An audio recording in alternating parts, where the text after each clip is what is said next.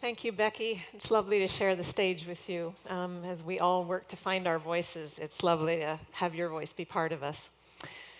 Okay, lock the doors. We have 600 people in here, and you say I have 20 minutes with you, so nobody's going anywhere. Any of you that know me, I have a lot to say when it comes to girls and women and our girls becoming strong young women. And I'm just thrilled to have you all here today supporting us. And I want to take an opportunity today to tell you about Juno House, tell you how we think about what it is that we do at Juno House. As Julie was talking about, the brain science has really changed the way our profession approaches these issues. And I want to explain to you how we think of that. But I also then really want to go into giving you some things to go home with today for parents, for grandparents, for aunts, for uncles, anyone who has a young girl in her life, and it can be a young boy as well. Lots of these are childhood things. I want you to go home armed with some ideas for how do you create the healthiest brain growing up so that we don't have to see her through Juno House and so that she has a healthy brain to be able to walk through this world. So everybody has been talking, why do we work with girls? Some of the stats. Before graduation from high school, a third of all of our girls are going to experience depression, anxiety, cutting behavior, self-harm behavior, or eating disorders. 10 to 15% of those who have experienced depression will eventually commit suicide. And 10 to 15% of girls with an eating disorder will eventually die from her eating disorder. It's really important work. Really what we're talking about today is anxiety. I want you to think about anything that you think about that I'm talking about. We work with girls with depression. We work with girls who cut themselves. We work with girls with eating disorders, with obsessive compulsive behavior. All of it is anxiety. And really simply, all anxiety is, it's the inhibition of unacceptable feelings. So when Peter talked about men and their emotional discomfort, get ready, guys. I'm going to spend 20 minutes talking about emotion here. Because really all anxiety is the pushing down of feelings that we haven't figured out what to do with and what to let up. It affects the whole body, and it's really, really bad for you. So the girls that we work with, why do we have such anxiety? Lots and lots of reasons, but some of the main ones, the girls that we see with these problems, they're our high-achieving, our ambitious girls. They're our leaders. They're going to be the CEOs of tomorrow sitting in this room. But they've developed what we call a maladaptive perfectionism, which is, it's a sense and it's a belief that they can't fail, and that a failure is a problem, and that they have to act as if they have it all together. And they often develop this very early, and then it doesn't show up in the problem until they reach their teenage years, which is when we see them. They've learned to be very pleasant girls. Pleasant isn't always the best thing to be, and you'll see that in a minute with the brain. So now I want to tell you about how we think about it at Juno House and what the brain is all about. So we now think of our job as therapists at Juno House as we need to develop the middle aspect of the prefrontal cortex of the brain. That's really different than what I got taught 35 years ago when I was learning to be a young therapist. We know so much, the last 15 years have taught us so much about the brain. We now know the part of the brain that's not working properly, and we have to figure out how to develop that and access it and get it moving. Basically, what I'm talking about is the right brain. The right brain is your emotional regulating brain. Your right brain does all of these beautiful things. Your right brain regulates your body. It tells you when you're hungry. It tells you when you're hot, when you're cold. Your right brain is all about your attuned communication, being able to hear someone else speak to you and being able to understand what they're saying and give feedback. Your right brain, this is one of the most important ones here, is all your emotions. So guys, when you're uncomfortable with your emotions, it's just like you got to sort of tap the right side of your brain. All that emotional material lives in our right brain, except pleasantness. Our responses to our emotion and our ability to self-regulate and self-soothe. That's the other really important piece I want you to think about when you think about emotions in your children. Can they soothe themselves? Can they find a way to settle themselves down? They're adolescents. It's also where we have the story of who we are. Who am I? And how did I become who I am? And how am I going to take that person forward and become who I want to be tomorrow? Our intuition, that gut feeling of what we know to be true. Our fear extinction, our ability. Our brain has this amygdala. And it's constantly looking for something to see if we need to be fearful. And the only part of our brain that can actually calm that down is our right hemisphere and say, no, no, no, it's okay. We don't need to run away from this. It's okay. We can hang in there. Our imagination and our curiosity. Really, it's about a 6 business cards thick, tiny little strip of the right hemisphere of our brain that does all of this beautiful stuff. And that's the stuff that we as therapists are trying to tap into and trying to get moving. You need to know what your left brain does as well. So your left brain is more the L brain. Your left brain loves things like language. It loves logistics. It loves linear things. It loves lists. It loves to repeat things. It loves it over and over and over again.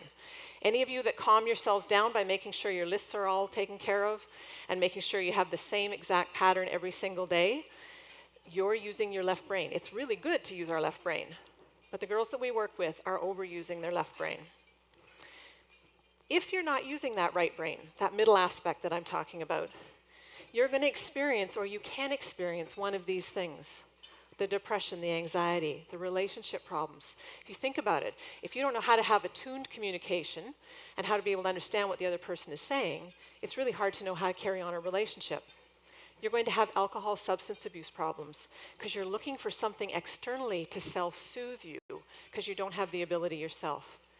You may move to cutting, self-harm. What cutting actually does is cutting actually releases a flood of endorphins in our system that almost mimics snorting cocaine. So girls who come into us, and it's really common, about 1 in 3 girls ends up cutting before the age of 18. She's just found a way to calm her system down physiologically because she doesn't know how to do it in the way that the brain is intended to work. You're going to end up with eating disorders. It's kind of like a continuum. All of these things come from the same place. So if you're only using your left brain, you're using your obsessive patterning, your planning, your organizing. Think about girls with eating disorders. It's obsessive. They can't stop it. Think about girls with panic attacks, girls with obsessive compulsive behaviors. They have to do the same thing over and over again to try and soothe themselves, but they're not using the part of their brain that's intended for that. They look really good on the outside until something changes in their world and causes them to unravel, and they don't know then how to walk through that. This is what it looks like. This is what girls who come into Juno House can look like. And it's scary. It's scary for them because they have no idea how to get on top of this and how to work it through. And so we have to be able to open up that brain. Okay, so how do you develop a healthy emotional brain? How do you as a parent think about, okay, I got this baby in front of me, I got this child in front of me, I got this teenager in front of me. What do I do to develop that healthy emotional brain? We now know, because of the brain science, we now know some things that there's absolutely in contrary to what we used to teach in parenting, even 30 years ago. And now we know exactly what we need to do to be able to make sure that part of the brain is coming online. So I'm going to teach 3 things today, real quick. The first thing you can do, the best thing you can do as a parent, is make sure you have a really healthy relationship with your partner. I'll go into that in a sec. You have to teach emotional regulation. It doesn't just happen. And you have to manage technology. This one's brand new. 5 years ago, I wouldn't have said this. Now we have got to manage our children's technology. So you know that the brain learns by repetition. All of you are skiers or active people. You know that you have to do it over and over and over again in order to get good at it. It's exactly what you're teaching your child. So when I say that the most important thing you can do as a parent is have a healthy relationship with your partner, I really mean it. I need to see you fighting in front of your children, arguing passionately, engaging in emotional content. I need to see you loving in front of them. I need to see you being warm and embracing in front of them. I'm not talking about fighting that's abusive. I'm talking about healthy interpersonal conflict that is going to happen in every relationship. And if it doesn't happen in your relationship, you're the first one I've ever met. It really is important that they see you doing that and that you model not only the fighting and the healthy disagreement, the big, hard, uncomfortable emotions that are there, but that you also show them the resolve. You show them this doesn't have to get stuck. You can figure this out. You can work it out. This slide I could leave up for the rest of the day. If you take away nothing today, Please take this slide in your head. This is it. This is the crux of the whole thing. If you are afraid of big emotion, you are going to teach your child to be afraid of big emotion. Period. Full stop. That's it. That's what we work on. Because you have to teach emotional regulation. So if you're someone who says, I just want everything to be happy, I want everything to be good, I want everybody to be smiley, I don't want anybody to hurt, then you're running away from your big emotion, and your child's going to learn that. If you're someone who can't tolerate big noise and big arguments, or who says, that's it, enough, I'm done, and won't go into what it is that's happening, any of those are showing your child big emotion is scary, it's not to be trusted, and you're developing a brain that's going to start using the left side of its brain way more than the right side when it needs to be. For the first 3 years of your child's life, and it then sort of slowly changes, but we now know this from the brain science, but from the first 3 years, you are your child's prefrontal cortex. They don't have one. Well, they have one, but it's got nothing in it. And so we used to think kids and temper tantrums and kids in those first years were being bad, or they needed to be taught how to behave because they weren't doing it. They can't do it. You are the one they look to see, what should I be doing with this?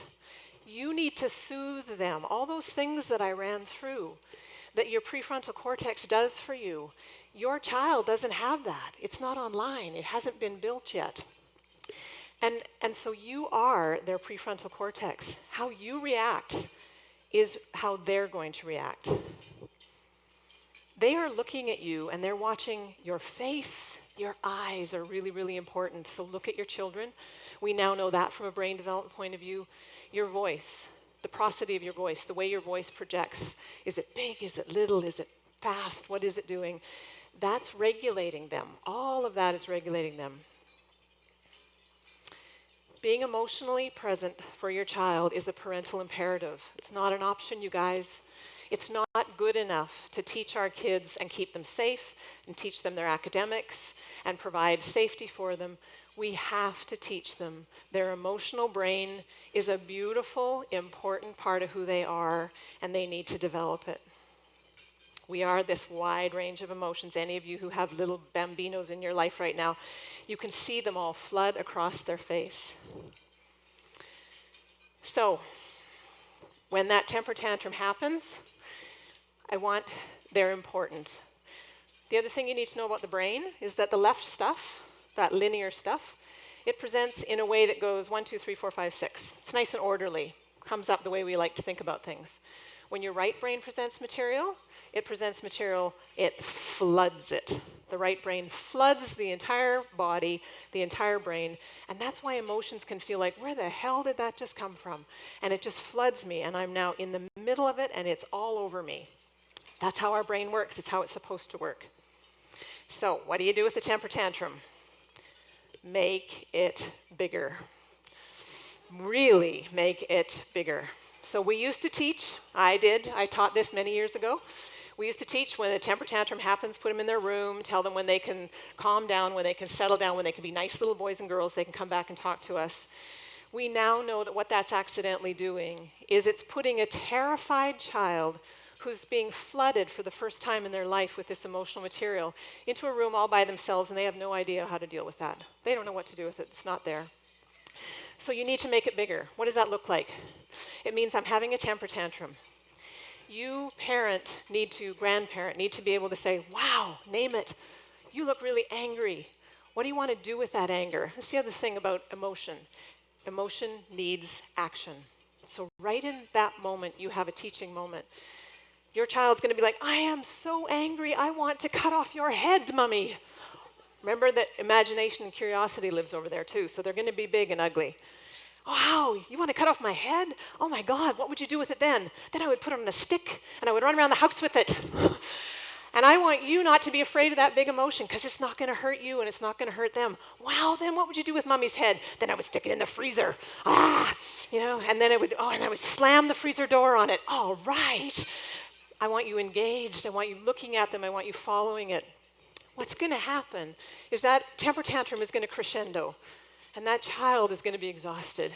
And that child is going to say, Mommy, I'm so sorry. I didn't want to cut off your head, and I didn't want to stick it on a stick, and I didn't want to put it in the freezer. I really didn't want to do that.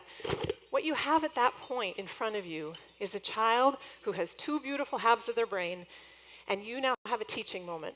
You now have a moment to say, wow, that's what emotion is. That's what anger is. When did you first start to notice it in your belly? When did your body tell you it was coming? Next time that happens, you can come and run to me and tell me, I think I'm getting that angry thing again. And that's how we teach them to regulate emotion, not fear it. And that's the crux. We don't want them to fear that emotion because that's creating a little neural synaptic connection. And that's what we now do as therapists, is try and create those neural synaptic connections when we need to. So did I say what to do with the temper tantrum? Make it bigger, and they can get ugly, and you need to not be afraid of them. They have no idea what is happening in their brain. The brain is what it does, right? Repetition, repetition, repetition, repetition. And the brain is what it sees you do. In those moments, you are their model. You are their living, breathing brain. So, third point, this is the new stuff that you've now got to take on as a parent that was not there before. You have to manage technology. Technology has moved into our world, and from a brain point of view, we now understand that it's done some damaging things. It's a fabulous thing, it's a great thing, but we have to teach it, just like we teach emotion, and we have to manage it for our children. What's really happened is that stimulation has replaced connection. What I've been talking about is connection. The brain needs connection. And what we've accidentally done is we've replaced connection with stimulation. So your right brain says, pick up the baby's crying. Your left brain says, I can do a twofer. I can do a phone call here, I can do some business, I can get this done. I'm just rocking the baby, everything's good over here. This is good, I'm tending to my baby. No, you're not. No, you're not, put the phone down. Because the baby needs, remember what I said, eye contact, voice. I get you. The very thing that children are trying to learn is, you're teaching them, I get you. I see you, I feel you. And I'm going to respond to that attuned communication. So be very careful with your gadgets that you're not twofering it and losing the very connection that you want to do. Apps are stimulants. Our screens are stimulants. Our screens demand of us interaction. There was the Baby Einstein programs that came out a while ago saying all babies should have these computer programs put in front of them in the first few years of life. We now know that it was activating stimulation in the baby's brain, causing babies to be unsettled, causing babies to have a hard time settling down, and beginning to hook up some things we didn't mean to hook up. Babies began to be more stimulated by the look of a screen and a picture on a screen than they were from mom or dad's face. Now that's not okay. We're wired for connection. We have to teach repetition and connection. So we now say no screens in the first 3 years of life. By age 3, more than a third of children have a TV in their bedroom. Get them out of there. TVs don't belong in children's bedrooms. Ever. Do you think I mean what I say? I'm kind of serious about this stuff. Facebook, one of the big interactive tools that are out there for kids. Over 7.5 million kids, American kids, we don't have Canadian stats on this, under the age of 13 are on Facebook. You can't get a Facebook page, legally until you're 13. Don't put your kids on Facebook under the age of 13. Again, what we're finding is kids are having sleep disorders and anxiety disorders at a younger and younger age. Because what's happening is not only are they having to interact and they're feeling like they have to interact with their friends all the time, they have to be responding. But those things are being kept in their bedrooms and they cannot regulate them themselves. Those of you, I know lots of parents here who are teaching their kids to drive. They're all going for their driver's license. And none of you would put your kids in the car and say, off you go, sweetie. You learn to drive. You'll figure it out. I know you'll figure it out. There's some rules out there, and I'll just tell them to you, but you go off and do that all by yourselves. I know how terrifying it is to sit in the car while they're learning to drive. But the technology highway is no different. And so you wouldn't put your kids in the car all by themselves and say, figure it out. Don't put them in their bedroom behind a screen and say, you need to figure this out. One of the other things we've learned in the last couple of years about screens is that the blue light that emits from them, so that's your handheld devices, that's your laptop, that's your computer, that's your phone, the blue light is actually suppressing what our body does naturally when it goes to sleep at night. So when we go to sleep at night, about 2 hours before we are ready for sleep, our body produces melatonin, and it kind of floods our system, and that's what actually makes us tired. And what we're finding is that the blue light is actually suppressing melatonin production. And so if you're on your computer right until you go to bed, you're going to have a harder time going to sleep. And this is important for adults, but it's incredibly important for the first-time developing brain. Once again, anxiety, sleep disorders are happening at a much higher rate. So we now are advocating all screens out of the bedroom, 2 hours, and all shut off 2 hours before bedtime. That means their cell phones need to come into your mom and dad's bedroom and be put on chargers. One of our therapists at Juno House is lovely because she's kind of our trial mother at this point. And she'll say, yeah, you know what? My teenage daughter hates it. She sort of throws it in the bedroom 2 hours before. Rah! But at the same time, when they're having a dinner party, she's like telling other parents, you should do that with your kids. It's really good. I'm sleeping way better. This is really good. You should get your phones out of your kids' bedroom. So don't think it's going to look pretty. Don't think that they're going to be, oh, thank you for taking my phone, Mommy. It's not going to be pretty. But that, again, is your job. That's your job as that parent. You should be shutting yours off 2 hours before bed as well. You'll get a better sleep. And if you can shut them off 2 hours before bed, you also then go sit in the TV room and be available to your child. They may not come out and talk to you as they get older and into their adolescence. But if you're in your office and you're looking at your screen, there's not much availability there. So there isn't much time for that kind of face-to-face connection that I've been talking about. Your life is the sum total of what you focus on, folks. As a parent, you are being watched. And so it's real important to pay attention to that. And remember that family is how we become humanized. We become human beings by living in a family. That's why we live in families. We now know from a brain point of view why that dinner time conversation is important, why phones should be shut off during dinner time, why that kind of interaction, that kind of quiet time is important. That's your job. So this one's going to get a few of you with teenagers going, oh my God, you wouldn't do that to me. But now I want to advocate that you begin doing things like no screens during the summer. No screen summers. No TVs, no computers, no phones. Because again, that part of their brain that is interacting, that feels like I need to be on call, I need to be checking, it means that people love me if there's a text message that's coming through, that part of their brain needs to quieten down. It's a stimulation, it's not connection. We need to help quieten that brain. And for them to look around and actually see that, oh my God, there's a whale there when I'm in this kayak and I'm going, as opposed to I'm just checking my text messages, oh, did I miss the whale? Oh yeah, I'll look at it later on Facebook. I hear that. I didn't see it, but I'll look at it later on Facebook. You're going to hear this when you take away their screens. I'm bored. This is ridiculous. What is wrong with you? You can blame it on Lois. Lois said so. But they need to be bored. Boredom is an important, healthy childhood experience. It's an important experience for all of us. Their need to linger in their own internal exploration. Isn't that lovely? Linger there for a while. If we're always stimulated, if we're always on call, if we're always attending to, we're not lingering in that right brain, beautiful stuff that says, here's what I feel, here's what I know, here's what I think I'm going to do about that. Oh, I liked that, I didn't like that. That's a really important thing. I'm going to leave you today with Albert Einstein because I think he got it right a long time ago. He says, I fear the day that technology will surpass our human interaction. The world will have a generation of idiots. We have a chance here. Technology slid into our life really quickly. It took over. We didn't know what to do with it. Now, as we understand from a brain development point of view for our children, what's happening and how to regulate it, we have a chance right now to not have the next generation be a generation of idiots. Thank you for your attention today, and thank you for supporting Juno House.